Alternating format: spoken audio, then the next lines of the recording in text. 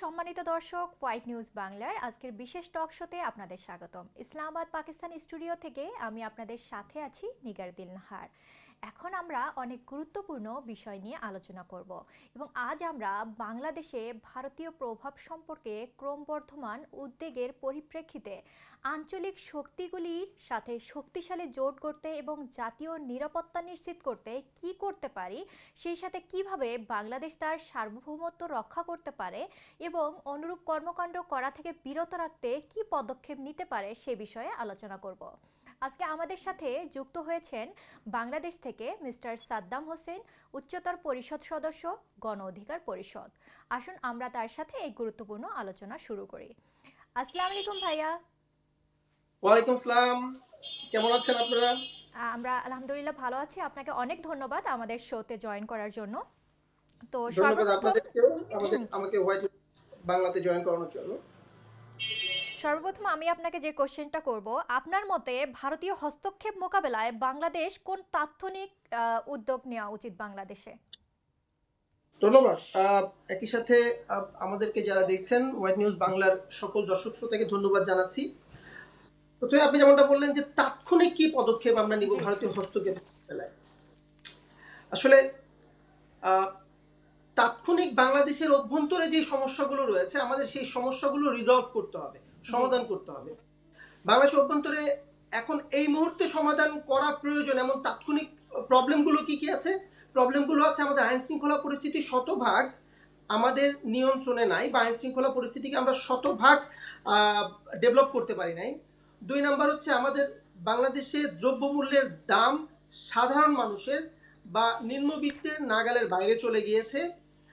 3 number issue হচ্ছে ভারতের বিভিন্ন বিভিন্ন প্রভাব বিভিন্ন গ্রুপ, অর্থাৎ ভারত দ্বারা যারা প্রভাবিত এরকম অনেক গ্রুপ বাংলাদেশের অভ্যন্তরে বিভিন্ন রকম বিচ্ছিন্নতাবাদী কর্মকাণ্ড পরিচালনা করার সাহস পাচ্ছে এই মুহূর্তে। তাদেরকে দমন করা বা তাদেরকে তাদের কর্মকাণ্ড থেকে নিবৃত করা, এই হচ্ছে আমাদের 3 নাম্বার তাৎক্ষণিক প্রবলেম। এই প্রবলেমগুলোকে আমাদের সমাধান করতে হবে অভ্যন্তরীণভাবে। অর্থাৎ প্রথমেই আমাকে আমার অভ্যন্তরীণ নিরাপত্তা ব্যবস্থা জোরদার করতে হবে। আমার আইন শৃঙ্খলা বাহিনীকে একেবারে ঢেলে সাজাতে হবে। আমার পুলিশ বাহিনী, আনসার, র্যাব, বিজিবি সহ আমার অভ্যন্তরীণ যে বাহিনীগুলো, সেই বাহিনীগুলোকে অভ্যন্তরীণ আইন শৃঙ্খলা পরিস্থিতির উন্নয়নে শতভাগ কম্পিটেন্ট করে তুলতে হবে, সক্ষম করে তুলতে হবে। যতক্ষণ না পর্যন্ত আমার এই বাহিনীগুলো, পুলিশ, র্যাব সহ এই অভ্যন্তরীণ নিরাপত্তা নিশ্চিত করার মতো, শৃঙ্খলা নিশ্চিত করার মতো এই বাহিনীগুলোকে যখন আমি শতভাগ সক্ষম করে তুলতে না পারবো, ততক্ষণ কিন্তু আমি নিশ্চিত হব না যে বাইরের কোনো পক্ষ আমার অভ্যন্তরীণ এই নিরাপত্তাহীনতার বা শৃঙ্খলাহীনতার সুযোগ নিবে না। সুতরাং তাদেরকে আমার অভ্যন্তরীণ নিরাপত্তাহীনতা বা শৃঙ্খলাহীনতার সুযোগ নেওয়া থেকে বিরত রাখতে হলে আমাকে আমার এই নিরাপত্তা নিশ্চিত করতে হবে, আমার এই শৃঙ্খলা রক্ষা করাটাকে, আমার এই শৃঙ্খলা আনয়নটাকে নিশ্চিত করতে হবে। তো এই জন্য পুলিশের মধ্যে যে যে সংস্কার প্রয়োজন সেই সংস্কার করতে হবে।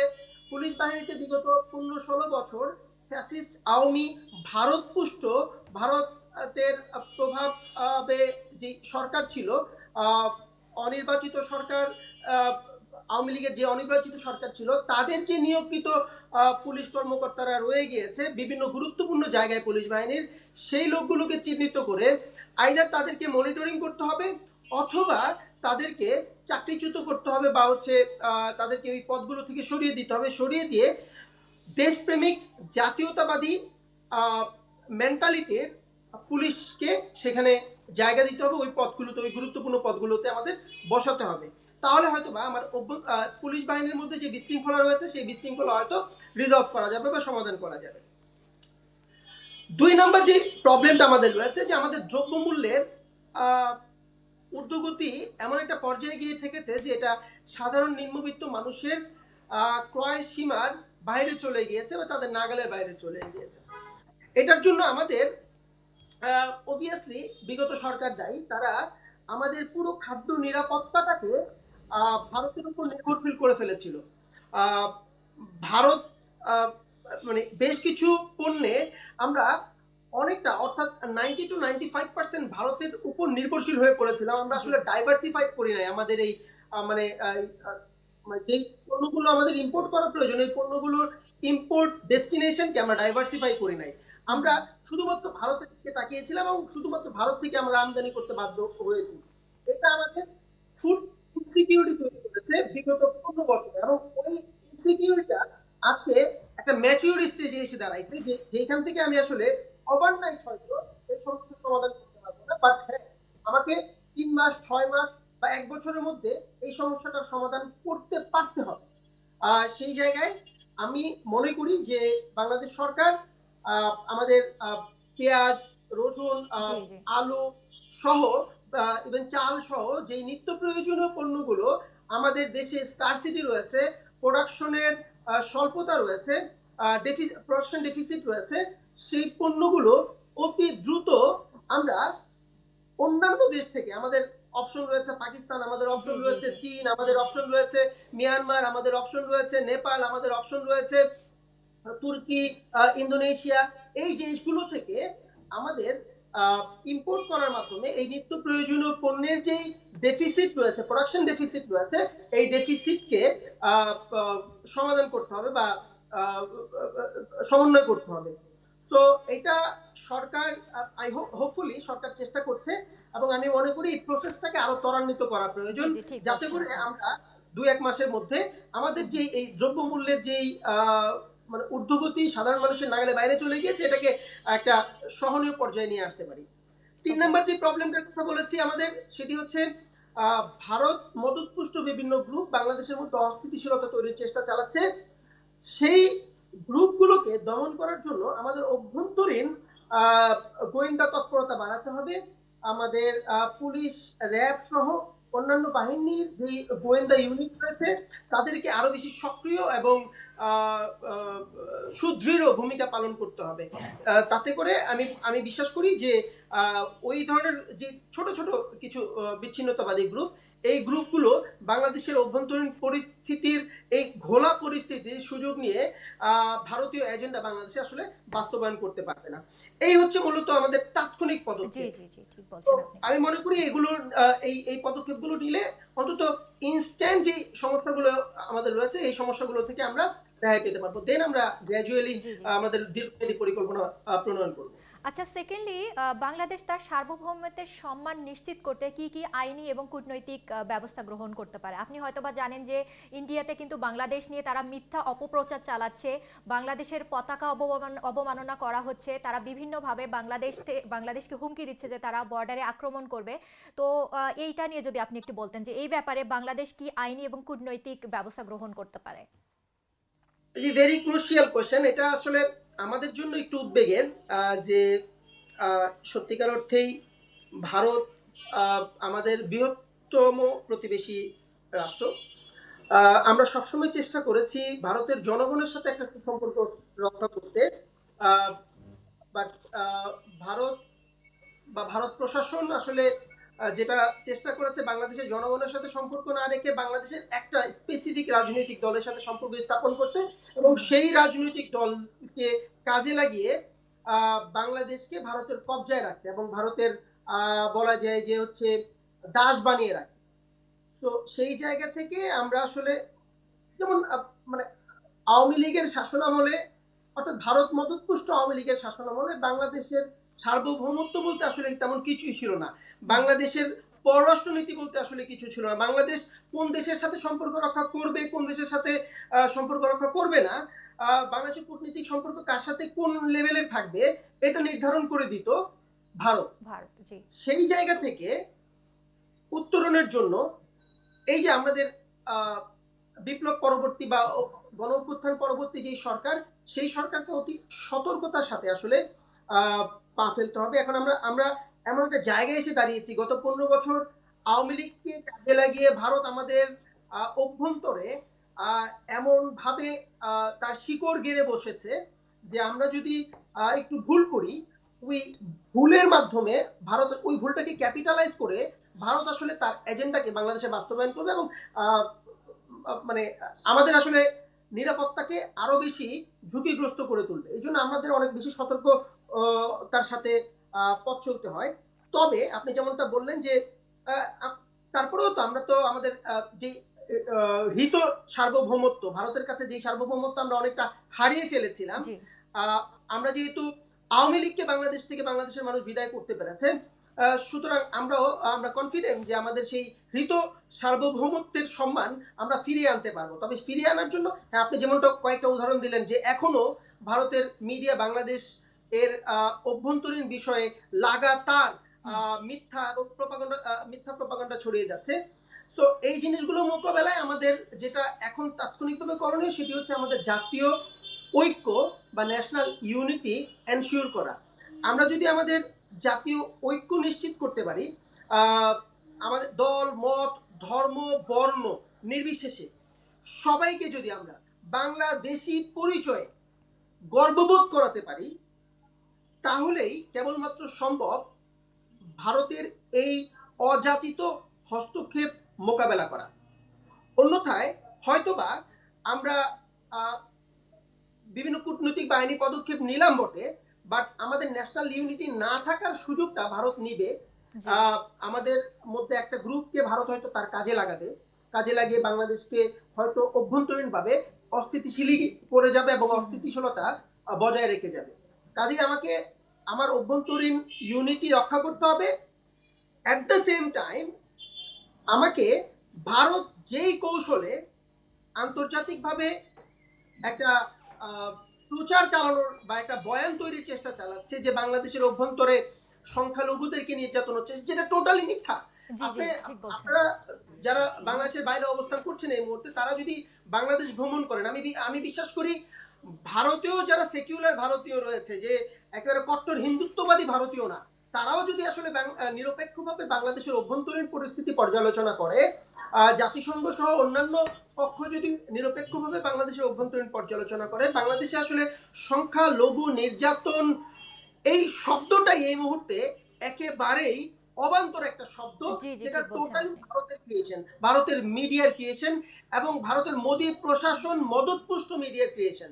সুতরাং আমি মনে করি যে আমাদের সরকারও তার ফরেন মিনিস্ট্রিকে কাজে লাগিয়ে আন্তর্জাতিক পক্ষকে এই বয়ানের পাল্টা বয়ান আসলে দিতে পারে যে কেন আসলে ভারতের এই প্রপাগান্ডাগুলো মিথ্যা। কিছু আমার যে এভিডেন্সগুলো, সেই এভিডেন্সগুলো তুলে ধরতে পারে এবং ভারত যে প্রপাগান্ডাগুলো ছড়াচ্ছে সেগুলো যে বেসলেস, সেখানে যে সত্যিকার অর্থেই কোনো ফ্যাক্টস অ্যান্ড ফিগার্স নাই, কোনো প্র্যাকটিক্যাল ইলাস্ট্রেশন বা এক্সাম্পল নাই, এটা আসলে তুলে ধরতে হবে আমাদেরকে আন্তর্জাতিক মহলের কাছে।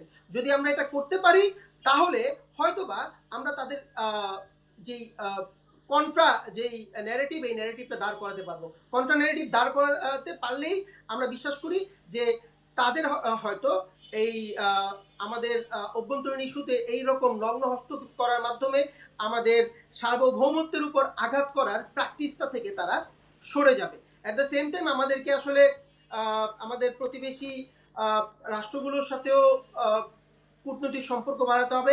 এবং আমি আরেকটা জিনিস মনে করি, সেটা হচ্ছে ভারতের অভ্যন্তরেই যেই পক্ষগুলো রয়েছে যারা বাংলাদেশকে পছন্দ করে, বাংলাদেশের সার্বভৌমত্বকে সম্মান জানায়, তাদের সাথে আমাদের সুসম্পর্ক বজায় রাখতে হবে, তাদের সাথে আমাদের কমিউনিকেশন বৃদ্ধি করতে হবে।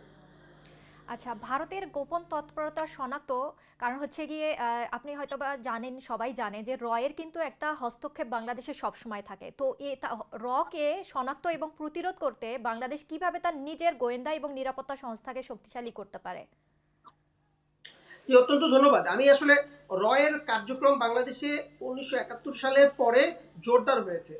স্বাধীনতার আমরা 1947 সালে দেশ ভাগের পর ভারত পাকিস্তান নামক দুটি রাষ্ট্র যখন তৈরি হয়েছিল, তখনই আসলে ভারত পূর্ব পাকিস্তানে তার গোয়েন্দা নেটওয়ার্ককে স্ট্রেংথেন করে, শক্তিশালী করে এবং পূর্ব পাকিস্তানকে পাকিস্তান থেকে বিচ্ছিন্ন করার এবং বিচ্ছিন্ন করে ভারতের এজেন্ডা বাস্তবায়নের একটি নীল নকশা স্থাপন করে বা নীল নকশা তৈরি করে।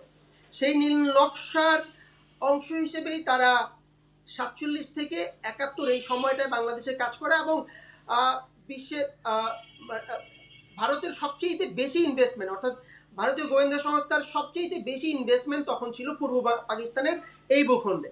জি।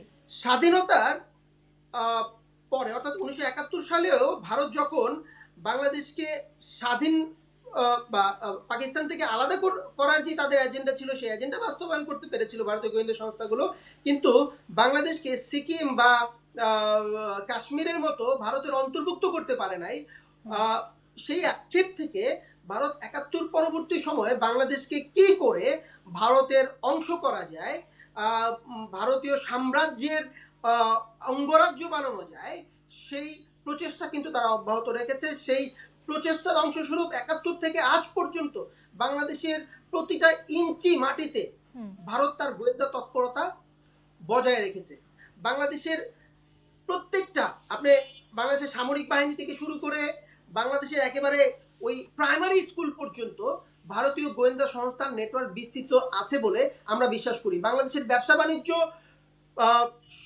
এবং আইন আদালত সব জায়গায় ভারতীয় এই গোয়েন্দা সংস্থার নেটওয়ার্ক বিস্তৃত আছে বলে আমরা মনে করি। সুতরাং এটা আসলে একটা খুব মানে 53 বছরের একটা প্রচেষ্টা, বাংলাদেশকে ভারতের অঙ্গরাজ্যভুক্ত করবার একটা প্লট তৈরি করা, একটা ক্ষেত্র তৈরি করার জন্য যারা কাজ করছে। সুতরাং এই প্রচেষ্টাকে আমি একদিন, 2 দিন, 1 মাস, 2 মাস বা 6 মাস, 1 বছরের মধ্যে প্রতিহত করতে হয়তোবা আমার বেগ পেতে হবে, তবে আমাকে শুরুটা করতে হবে। শুরুটা কিভাবে করতে হবে?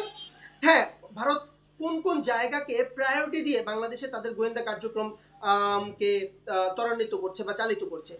আমাদের হিল ট্র্যাক্স, পার্বত্য চট্টগ্রাম অঞ্চলকে ভারত প্রায়োরিটি লিস্টে রেখেছে।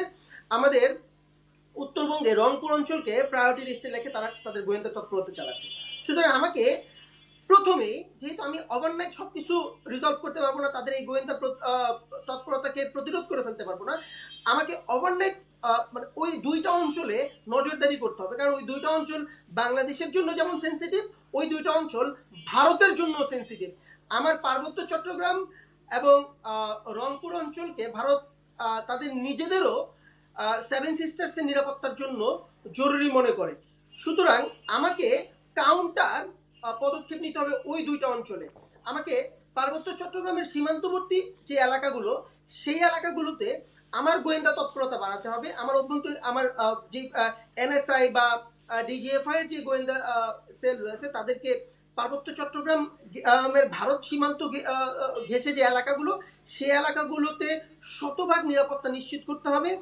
At the same time Rangpur অঞ্চলে চিকেন নেককে কেন্দ্র করে ভারতের যেই বর্ডার, সেই বর্ডার এলাকার নিরাপত্তা শতভাগ নিশ্চিত করতে হবে। কারণ ভারতের পাখির চোখ করে রাখা অঞ্চল দুটি হচ্ছে এই দুটি, আমি যে দুটির অঞ্চলের কথা বললাম।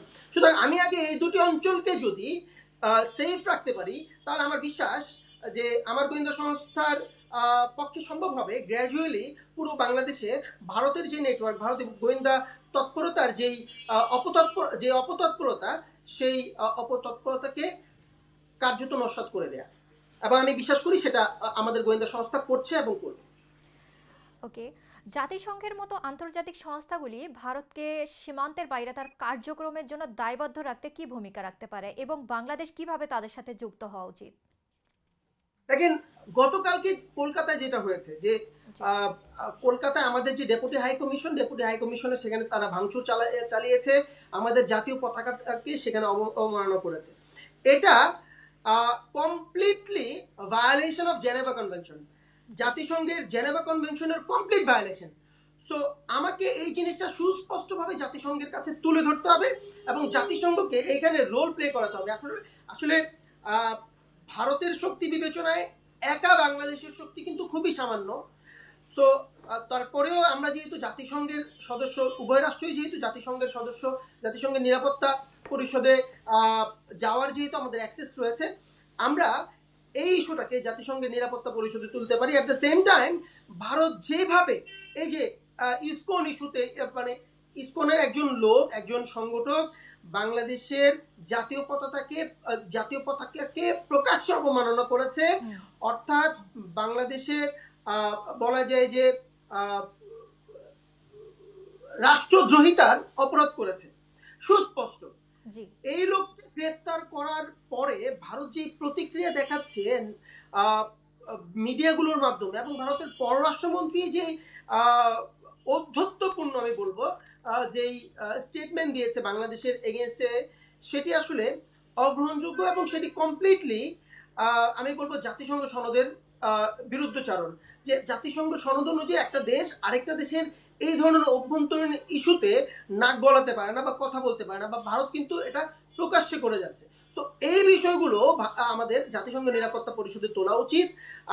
এমনকি জাতিসংঘে আমাদের যেই বন্ধু রাষ্ট্রগুলো রয়েছে, অর্থাৎ যদিও গত 15 বছরে বাংলাদেশের আওয়ামী লীগ সরকার এবং ভারত মতপুষ্ট সরকার আন্তর্জাতিকভাবে আমাদেরকে আসলে অনেকটাই বন্ধুশূন্য করে রেখেছিল, ভারতের উপর একেবারে নির্ভরশীল হয়ে।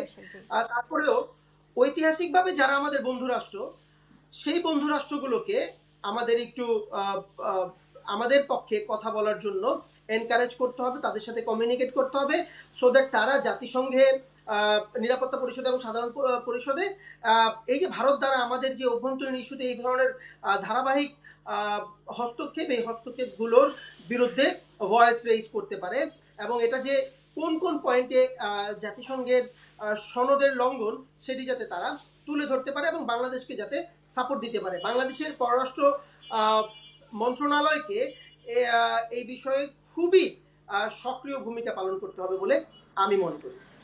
ওকে, বাংলাদেশে ভারতীয় প্রভাব সম্পর্কে ক্রমবর্ধমান উদ্বেগের পরিপ্রেক্ষিতে আঞ্চলিক শক্তিগুলির সাথে শক্তিশালী জোট গড়তে এবং জাতীয় নিরাপত্তা নিশ্চিত করতে সরকারের কি কৌশল অনুসরণ করা উচিত, এবং এই সময়ে পাকিস্তানের সাথে সুসম্পর্ক কিভাবে কাজে লাগাতে পারে বাংলাদেশ?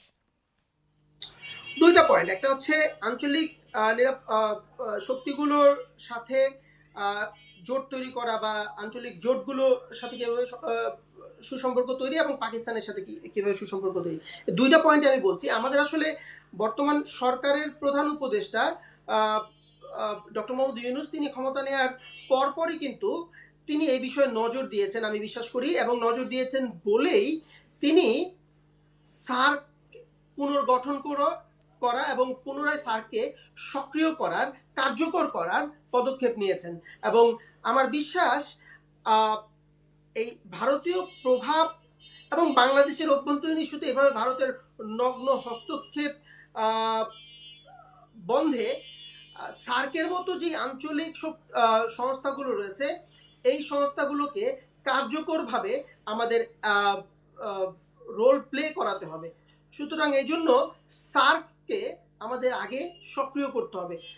গত 15-16 বছরে ভারত বাংলাদেশের ওই তাদের পুতুল সরকারকে কাজে লাগিয়ে সার্ককে অনেকটাই নিষ্ক্রিয় করে ফেলেছে, অকার্যকর করে ফেলেছে।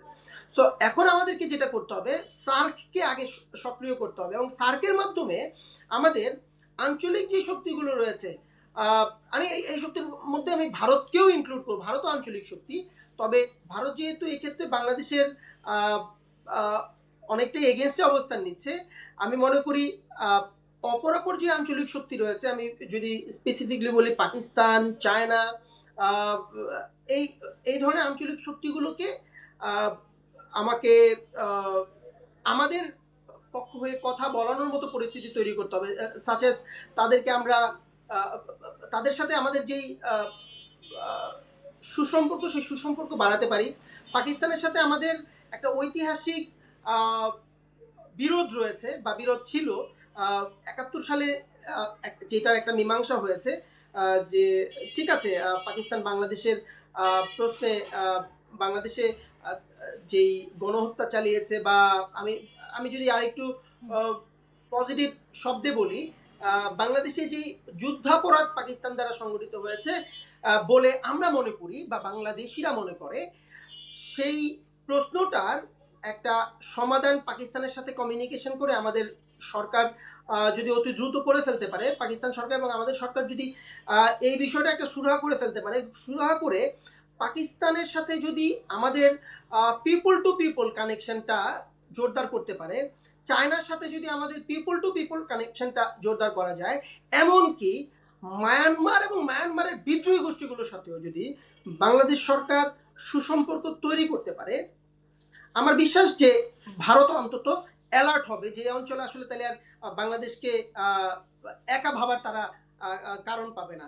সো আমি আমি মনে করি যে হ্যাঁ ঠিক আছে, আহ, আহ, এই মুহূর্তে সার্ককে নিয়ে আমাদের কাজ করা উচিত, আহ, আসিয়ানকে নিয়ে কাজ করা উচিত, সার্ক এবং আসিয়ানভুক্ত যে দেশগুলো রয়েছে তাদের সাথে আমাদের সুসম্পর্ক আরো জোরদার করা উচিত, আহ, এবং সার্কের মাধ্যমে আহ, এই সার্কভুক্ত অঞ্চলের আহ, মানুষের মধ্যে আসলে সুসম্পর্ক তৈরির চেষ্টা জি চালানো জি উচিত। ঠিক অর্থাৎ বলছেন।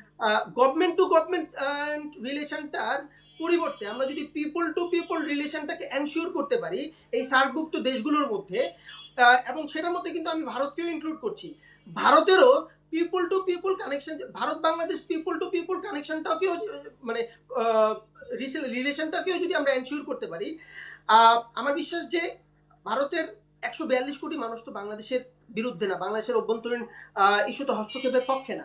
সুতরাং ভারতের মধ্যে যেই পক্ষগুলো বাংলাদেশের অভ্যন্তরীণ হস্তক্ষেপকে পছন্দ করে না, ভারতের মধ্যে যেই অংশটা, যেই মানুষগুলো বাংলাদেশকে সত্যিকার অর্থে স্বাধীন সার্বভৌমত্ব দেশ হিসেবে সম্মান করে, বাংলাদেশের মানুষকে আহ, আহ, ভালোবাসে, সেই আহ, অংশটার সাথে বাংলাদেশের মানুষের রিলেশনটাকে বিল্ড আপ করতে হবে। অ্যাট দ্য সেম টাইম পাকিস্তানের মানুষের সাথে বাংলাদেশের আহ, সম্পর্কটাকে, পিপল টু পিপল এই সম্পর্কটাকে আহ, বাড়াতে হবে, তৈরি করতে হবে এবং স্টাবলিশ করতে হবে। গভর্নমেন্ট টু গভর্নমেন্ট রিলেশন হলে যেটা হয় যে একটা গভর্নমেন্ট সরকারে থাকাকালীন ওই রিলেশন হয়তো কন্টিনিউ করে, কিন্তু ওই সরকার যখন হচ্ছে পতন হয় বা সরকার যখন কোনো জি জি কারণে পরিবর্তন হয় তখন ওই রিলেশন আসলে ব্যাঘাত ঘটে। কিন্তু আমরা এই জায়গায় যদি গভর্নমেন্ট টু গভর্নমেন্ট রিলেশনের পরিবর্তে পিপল টু পিপল কানেক্টিভিটি যদি এনশিওর করতে পারি, অর্থাৎ মানুষে মানুষে সম্পর্কটা যদি তৈরি করে ফেলতে পারি, তাহলে আসলে আহ, এই সম্পর্কটা চিরস্থায়ী হয় এবং দুই দেশের মধ্যে যে বৈরিতা রয়েছে এই বৈরিতাগুলো আর থাকে না। কাজেই এবং আমি এটা এটা যদি করা যায়, ভারতের সাথেও আমাদের যেই বৈরিতা রয়েছে, ভারত তো বাংলাদেশ প্রশ্নে যেই ধরনের অবমাননাকর স্টেটমেন্ট দেয় বা বাংলাদেশের অভ্যন্তরীণ বিষয়ে যেভাবে নগ্ন হস্তক্ষেপ করে, সেটিও একটা সময় থাকবে না যদি ভারতের জনগণের সাথে আমাদের ওই ধরনের একটা সম্পর্ক, পিপল টু পিপল কানেক্টিভিটি নিশ্চিত করা যায়। সুতরাং আমি মনে করি এই জায়গায় একমাত্র সমাধান আহ, সার্ককে সক্রিয় করা, সার্ককে সক্রিয় করে সার্কের মাধ্যমে সার্কভুক্ত দেশগুলোর জনগণের সাথে জনগণের রিলেশনকে নিশ্চিত করা। তারপরে 3 নম্বর ইস্যু হচ্ছে সার্কভুক্ত দেশগুলোকে নিয়ে একটা আন্তর্জাতিক কনসেনসাস ডেভেলপ করা। বাংলাদেশের প্রশ্নে ভারতের যে নগ্ন হস্তক্ষেপ, এই নগ্ন হস্তক্ষেপকে এই সার্কভুক্ত দেশগুলোর মাধ্যমেও কথা বলানো।